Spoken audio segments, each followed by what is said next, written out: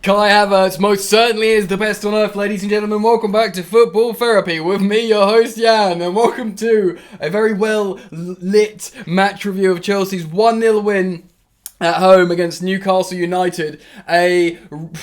A reborn Newcastle United that won 6 out of 7, second to only Liverpool on the form table this calendar year, unbeaten in their last 9 or 10. A real difficult game this had proven to be. Chelsea weren't at their best, but oh my word, Kai Havertz truly is the best on earth. A Rolls Royce of a footballer that I thought should have been substituted maybe at half time because he was walking a tightrope with the yellow card, a dark yellow card. We're gonna get into all of that today.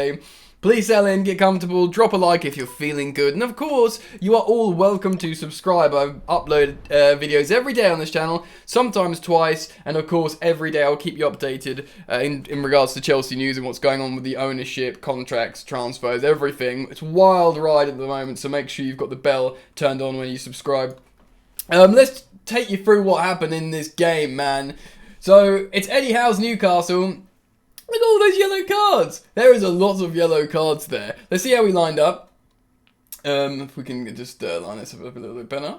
Chelsea started with a 4-3-3. I actually think we went to a 3-back system afterwards. Pulisic, I don't think he was a left back. I think he was a left wing back. Edouard Mendy in goal. We had a back four consisting of Malang Sarr, Rudiger, Christensen, and Chalobah. We had Jorginho and Kante and Kovacic. We had Mount as well. I think Ziyech was, maybe it was like a 4-3-3 with Ziyech at the front, Havertz and Werner. I was just seeing the Who Scored graphic changed as I was talking to you there. That's why it confused me. Havertz down the middle, and of course he played a strike partnership with at one point Werner, and then Lukaku came on. The free subs, which are the free subs I wanted, and I was tweeting out at halftime: Pulisic, Kovacic, and Lukaku. No shining stars there in terms of performers, except that goal from Havertz was absolutely beautiful. The touch and finish. What went down? Firstly, let's have a look at the stats. Okay, so 6.7 rating from Chelsea, not that high on Who Scored. We had 8 shots. I think we had 2 on target or something, maybe 3. Over 73% possession, which, by the way, actually feels like more than we had because Newcastle were just played well. So it didn't feel like we had like 3/4 of the possession. Pretty similar for dribbles, aerials quite close. They had more tackles, probably because we had more of the ball. Yeah, so that's the stats there. In terms of like what happened and what went down, Newcastle frustrated Chelsea. They pressed high and they defended compact and deep. They play for Eddie Howe. Obviously they spent 100 million in January, and that's a big important thing for them, and that can't be overlooked. But they are just trying very hard under Eddie Howe, and he's done a magnificent job. He just won Manager of the Month. He needs to be recognised. I have always had great reservations about the Newcastle since the takeover, and I know there's great controversy around Chelsea, but Chelsea aren't a state-backed club. The fact how, I'm not going to talk about the conflicts in Yemen and stuff. There's a lot of double standards going on. But the team and the manager have been very, very good. And they were good in this game. And I knew this was going to be such a tough game purely because of their record. And the stuff going on around Chelsea, the noise, is not going to be helpful and conducive for good team performances. So the Kai Havertz yellow card was on the 39th minute, as you can see there. I don't think it was a red card. At first, I thought it was a foul. I was like, yeah, that's a foul. But then they gave him a yellow card, and I was like, that's not a yellow. Like, he's just jumping. He's jumping, and it sort of hit him. Fair enough if you want to give it. And then I looked at it a little bit more. He's obviously, like, punctured the side of Dan Burn's head. And Kai Havertz's eyes, I'll be really interested to get your thoughts on this, guys. But Kai Havertz's, I've only got eyes for the ball when he's just jumping with his arms up. It's not what's it called? Like dangerous. I don't think it's dangerous player. I think he's just like, you've got to be responsible for where your arms are. So I think it's a yellow card. Maybe a dark yellow card the more you look at the replays, but definitely not a red. I know, like, Jamie Carragher on comms was saying, like, oh, he's a lucky boy. Loads of people think he's lucky. Even, like, Hasselbank said he's a lucky boy.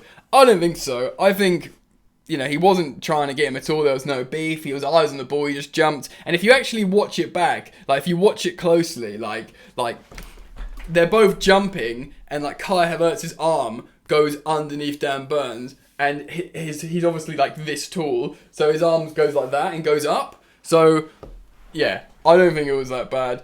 Jacob Murphy gets yellow. There's yellows all over the gaff. Hakim Ziyech gets yellow for a high boot.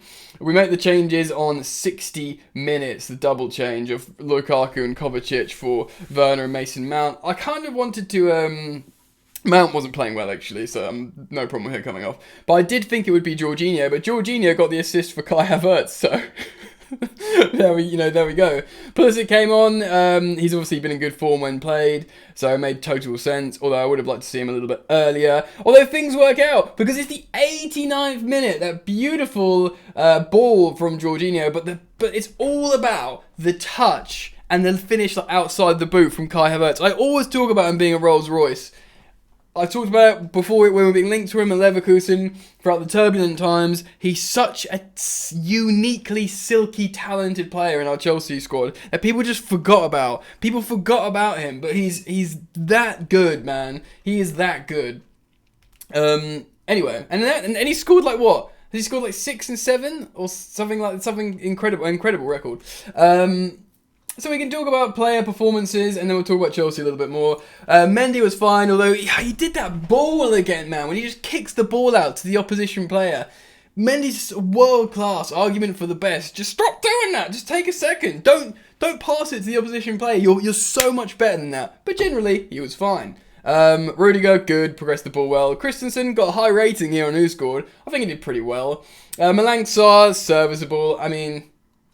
he's not a fullback, is he? He's not a fullback. He's a left-footed defender. We play him at fullback. He's been useful. I'm thankful for his service. I think, provided we get sold as a club and we can make transfers, he's a free transfer. I think Chelsea would be very happy to make money on him and sell him, because that was always the plan, by the way.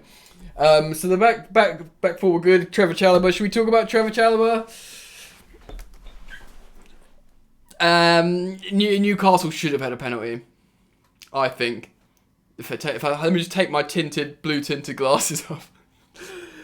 He did a silly handball the other day where he puts his arm out against Norwich, and that's the only way Norwich scored in our 3-1 win. Trev's been a revelation. He's amazing. I'm very pleased. But these erratic moments, and he's really pulling his shirt in the box. Don't do that. They give penalties for that. I don't think it's a travesty that they didn't get a penalty, and there's been a lot worse calls, but beyond, for me, you see them given. Do you know what I mean? But generally, Trev's been good defensively, and you trust him. Jorginho, I actually thought the first half, I didn't think Jorginho was very good. Let me know what you think. I thought, so I wanted like Kante and Kovacic, but of course, a 3-man midfield, so it does make sense. Because Mount was disappointing, and usually his dead balls, which are very, very good, they were poor, and he looked so good the other day. So, tough day out for Mount. So, it was right to substitute him. Kind of Ziyech as well. He made that amazing first time ball as well. I don't know. I think he got a little bit triggered because he was being fouled so much, and he didn't have that like audacious, vibe to him as well as much as he did. Did do a great ball, but I think it was all right. Werner. He made that great run, and he could have won a penalty, but he was offside. He did the one time he was onside when he did that run, he did an awful touch. I'm not going to spend time slagging off Werner, but I don't think he was very good. Let me know what you think down below. Havertz, not his best game in the first half. Obviously got that yellow, but when you've just got that moment of class, absolutely incredible. Kovacic came on. I was actually very happy with Kovacic. Looked very good, dribbled around really good, did what he's supposed to do. Didn't really see much as Pulisic, but I know he's in form, but I can't, really critique his performance. Lukaku didn't get into the game enough, really. I think Lukaku's actually looked good when he's come on recently, but this wasn't a good example of that. Maybe it's because he couldn't just integrate into the game. But generally, a poor performance in terms of team functionality, but it was against a very good opponent. In high confidence, this is their first loss in like 9 or 10 games, and it's come against Chelsea, who are in headlines everywhere at the moment with uncertainty. It's a massive win. It was boring at times. It was mainly boring, mainly dysfunctional, mainly frustrating. 3 points and a clean sheet. Kai Havertz continues his goal-scoring run. What else do you want, ladies and gentlemen? Let me know what you think. Turbulent, upsetting times for many reasons for Chelsea Football Club fans.